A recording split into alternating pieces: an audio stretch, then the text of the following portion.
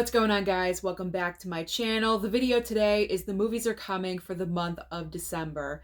This is where I give you an early preview of what brand new films you could possibly find at your local movie theater the following month. The month of December has a lot of variety and interesting choices, starting with December 6th. There are three brand new major movies, beginning with NightBitch. NightBitch is starring Amy Adams, and the entire plot line of this film is very original, probably one of the most original plot lines of the entire year. So if I am correct with what's going on, Amy Adams is a brand new mother, or she's already in motherhood in this movie, and it's kind of weighing on her a little bit, driving her a little bit crazy. So because of that, throughout the entire duration of the film, she's turning into a dog. I don't know. Sounds crazy, very, very weird, but I saw the trailer for this movie one time, and that's pretty much what's happening.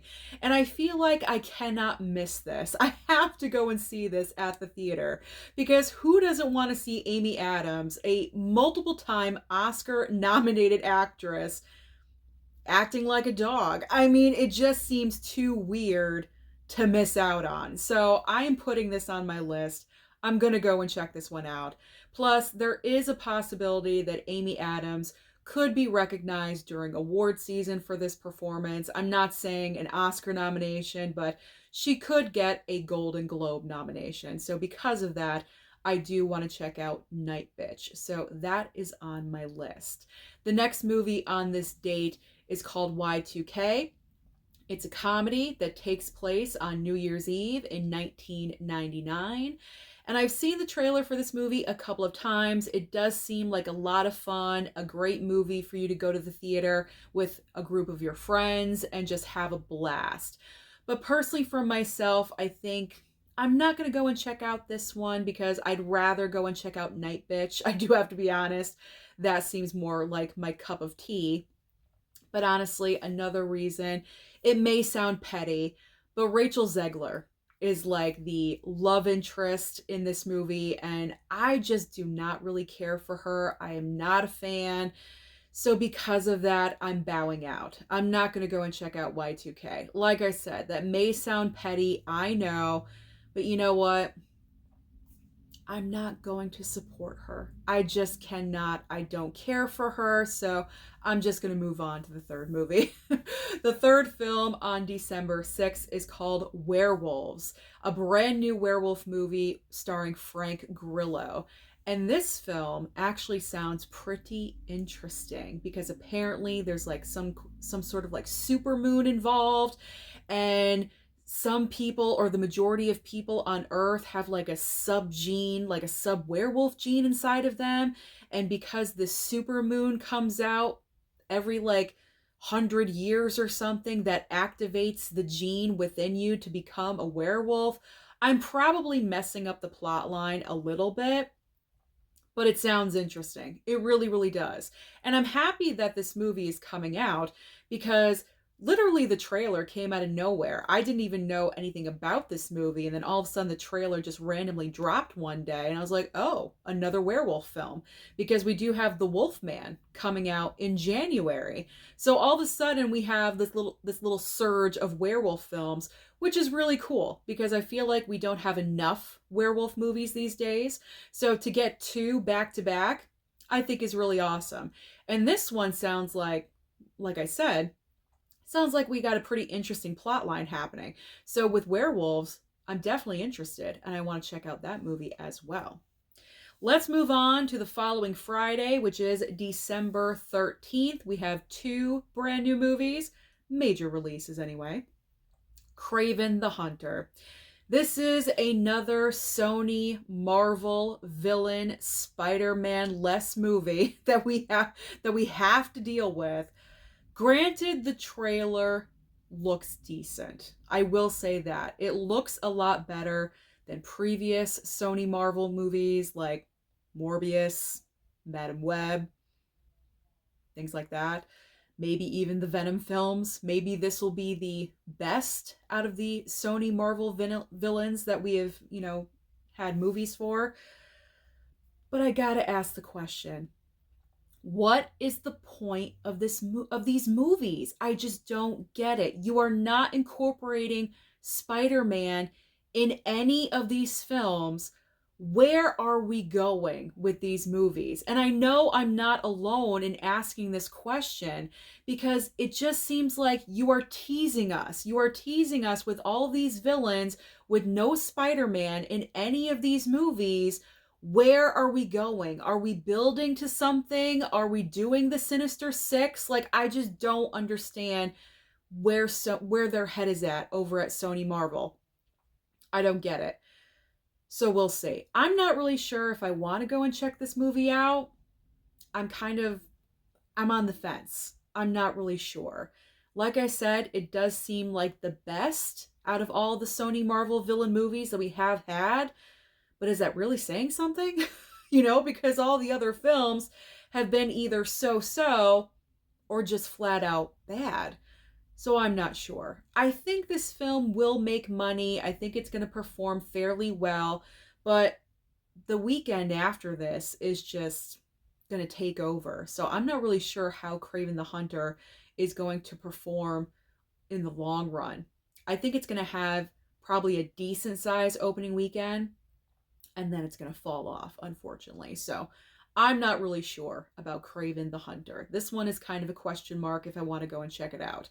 Now, the other movie coming out on this day is the complete opposite of Sony Marvel. This is a smaller film called Nickel Boys, and this is another possible award season contender.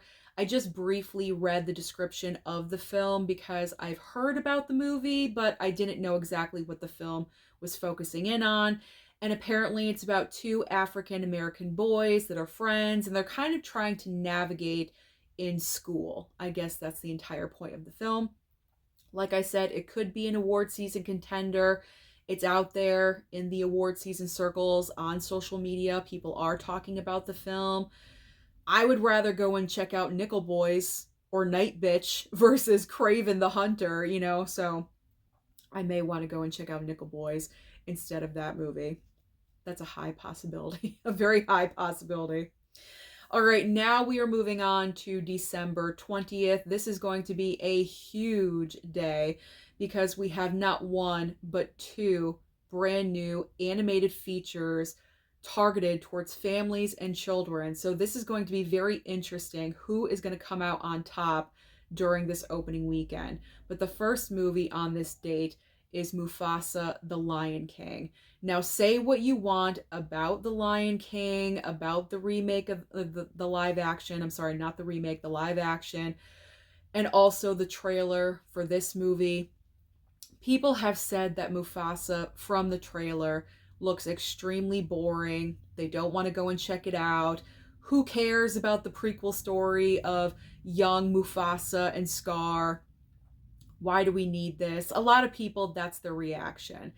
But let me tell you something. When it comes to The Lion King, even though it may be horrible, you're not a fan of it, you're not understanding the purpose, that doesn't matter because this movie is still going to make money.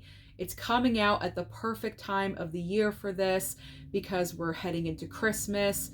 People are going to be going on vacation. Kids are going to be off from school. So this is the perfect time for this movie to come out, really targeting that family-focused, the family-focused, what I'm talking about, focusing in on families and children. That's what I meant to say. I messed up my words. That's not the first time. Let's just roll on. So Mufasa, regardless of everything I just said, is going to make a huge amount of money. Pre-sale tickets for Mufasa have been absolutely huge. And this movie is probably going to make over $1 billion because if the live action Lion King from 2019 can make over $1 billion, I believe Mufasa is, because everyone was complaining about that live action version and it still crossed over $1 billion. So don't count out Mufasa. I think it's going to make money. Now, do I personally want to go and see this movie? I'm thinking about it. I love The Lion King. The original Lion King from 1994 is one of my favorite animated features of all time. I think it's very close with The Little Mermaid, but if I had to choose, I would choose Lion King. That's like my favorite overall. I still cry every single time I watch that movie with Mufasa. You know what happens. I am just a sucker. I really am. So I'm thinking about it because I have seen the trailer for this movie a couple of times and I'm probably going to go. I'm probably going to go to check it out. But like I said, Mufasa has competition because the other family-friendly movie on this date is Sonic 3. I cannot even believe that either one of these movies did not move. So now they're competing against each other in the same weekend. I think this is going to be great. We'll see which movie lands on top. That's going to be exciting. But Sonic 3, I think this film really has a shot of performing well because the previous two Sonic films have brought in money. Now, granted, it does have that competition with Mufasa, but we'll see what happens. I'm not really sure if I want to go and check out Sonic 3. I did see the first two movies in theater. Sonic 2 wasn't really as good as the first movie. It was still fine, don't get me wrong. I still had a good time with it, but I don't know. It wasn't as good. I'm not saying that the third movie isn't going to be good, but I don't know if I want to personally go and check it out in the theater. I'd probably rather go and check out Mufasa and check out Sonic 3 later. I don't know.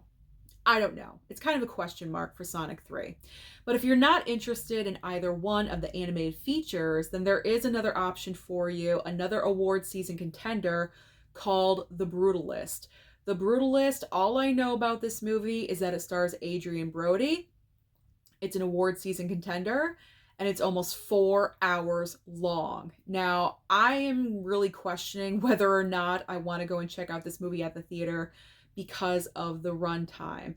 Now, a couple of people have left comments for me letting me know that The Brutalist apparently does have an intermission included, which is excellent because a long movie like that really should have an intermission so you can go to the bathroom, you can hit up more snacks or whatever you want to do, a quick smoke break, like whatever it is.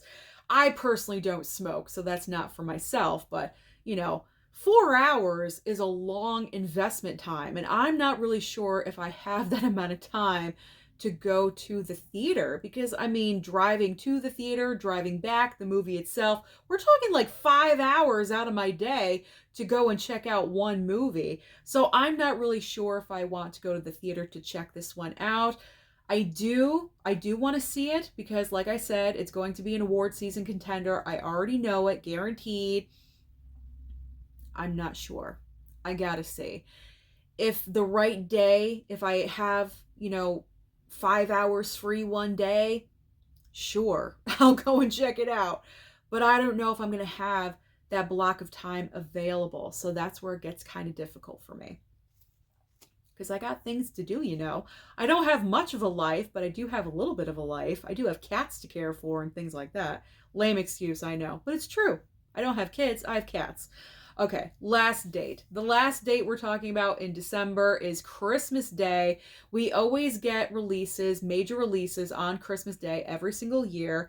And the 3 brand new releases this year. The first movie I am so excited about, it is Nosferatu.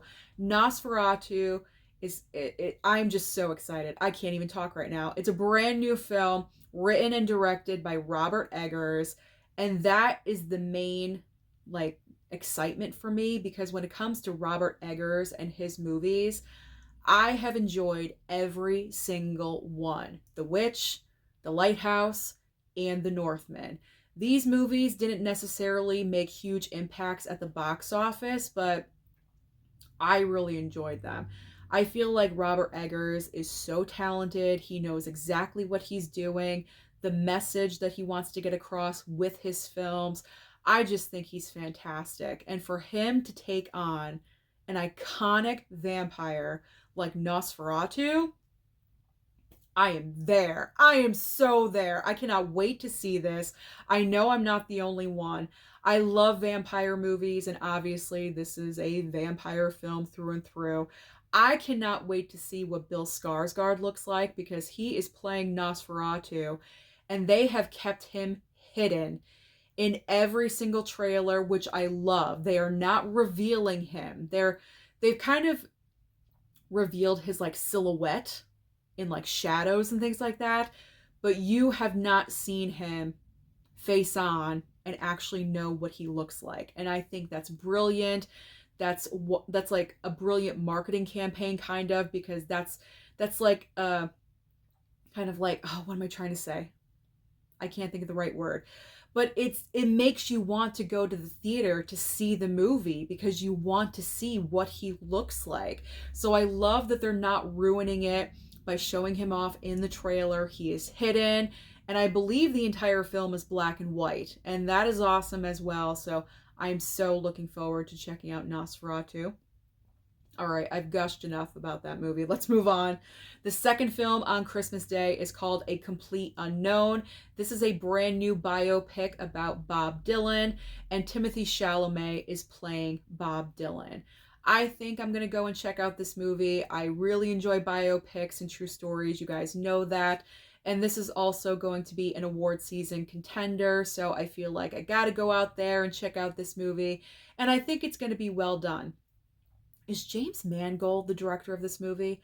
I feel like he is. And if James Mangold is the director, I definitely want to check it out, because James Mangold really knows how to direct a fantastic movie. And Timothée Chalamet, he's just so talented overall. Obviously, he proved he can sing and dance, and in Wonka from last year, not that he's dancing in this movie, but obviously he's singing. So it's definitely something that I want to check out. So A Complete Unknown is on my list as well. And the final film on Christmas Day, nothing says Christmas like a brand new erotic thriller starring Nicole Kidman, called BabyGirl. Now, she actually won a Best Actress award, I believe. Was it at Cannes? It was at some film festival. She already won Best Actress for this movie. So it's kind of putting her in the conversation for award season as well. Possibly an Oscar nomination. I'm not really sure if it's going to go that far, but we will see. We will see what happens with that. But pretty much in this movie, Nicole Kidman, let me put down my notes for a second. In this movie, Nicole Kidman, from what I get from the trailer, I've seen it a couple times, she's like a CEO of a company, I believe, and she starts having a very inappropriate sexual, like, domineering relationship with one of her younger male interns. I do not know the actor's name though, but he's been in several movies that I've seen over the past couple of years, but I cannot remember his name. I mean, this sexy. I mean, this movie just screams sex and sexiness all across that trailer. I think I'm going to check this out. I mean, it looks very interesting. Seems like a part that I've never seen Nicole Kidman do. So I think I'm going to check this one out. Like I said, award season contender possibly, so that's enough of a reason for me to go and check this out. It just seems so odd that this movie is coming out on Christmas Day. It's not really the most like family focused film ever, but I mean, it's a different option. It's a different option for people out there, I will say that. So those are all the major main brand new releases that will be available in local theaters in the month of December. So comment down below and let me know, out of all the movies that I talked about, which ones are you most interested in going to see? Don't forget to like and subscribe before you leave, and I'll see you next time.